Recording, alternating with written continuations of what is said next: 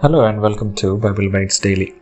Today we have reached 2 Samuel chapter 1, where we witness David's response to the news of Saul and Jonathan's death.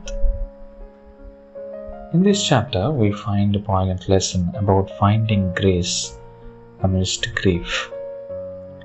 As we explore this chapter, we encounter an Amalekite who brings news to David of Saul and Jonathan's death.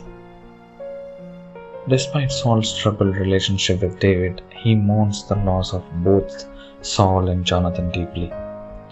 David's grief is sincere and profound, as he laments the loss of his dear friend Jonathan, whom he cherished deeply. The single most important lesson from this chapter is that even in the midst of grief and loss, God's grace is ever present, offering comfort and strength. Throughout this chapter, we see David's genuine sorrow over the death of Saul and Jonathan. Despite Saul's previous attempts to kill him, David chooses to honor Saul as the Lord's anointed and mourns his passing. David's response to grief is not one of the bitterness of revenge, but rather one of humility and grace. In David's response, we see a powerful example of how to navigate grief and grace and compassion, rather than allowing his sorrow to consume him.